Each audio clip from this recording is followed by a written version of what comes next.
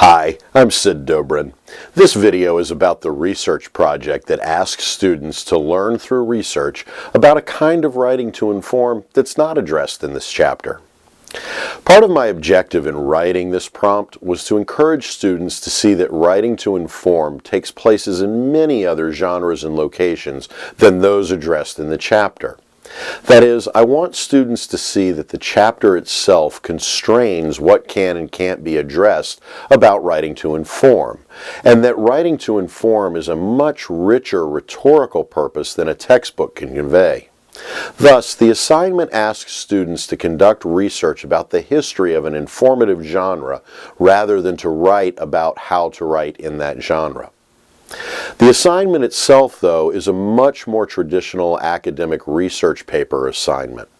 It asks each student to use the research she conducts to write an informative essay about the informative genre she has selected.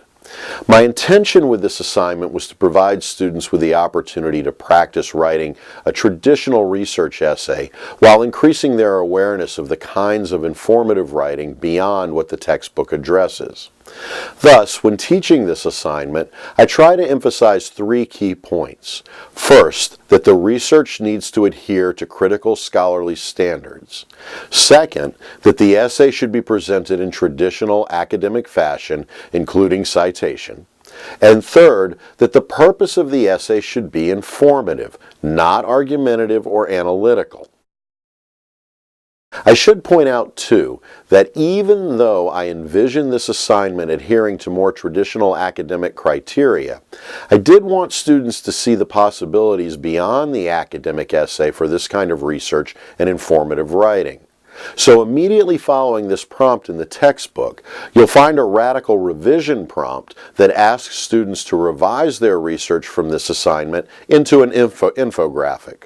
But rather than address that project here, I've included a video discussion of that prompt as well with the materials for this chapter.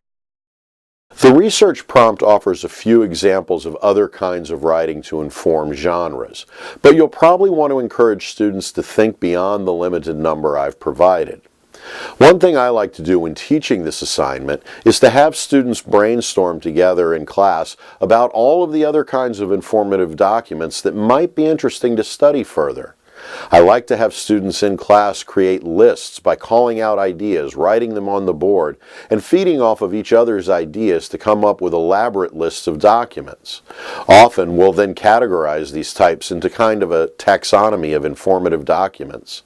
I use this in-class discussion as a way of getting students interested in thinking about the kinds of documents they may want to learn more about. Once students identify the genres they want to conduct research about, I find it useful to either work through the research chapters in writing situations or have done so prior to assigning the prompt. For this assignment, I talk with students about the assessment rubric and how I will grade their assignments. I tend to focus on the rhetorical knowledge and knowledge of conventions for this assignment, simply because it's such a more traditional academic activity. One last thing about this assignment. Because it is a more traditional research assignment, students may not initially approach it with as much investment as you might hope. But if you emphasize the opportunity for them to identify writing to inform genres that are directly relevant to things in which they are interested, then my experience is that their interest, enthusiasm, and investment in their response to the assignment substantially increases. That's just a little bit to help you think about your approaches to this research assignment. Thanks for using writing situations, and thanks for watching.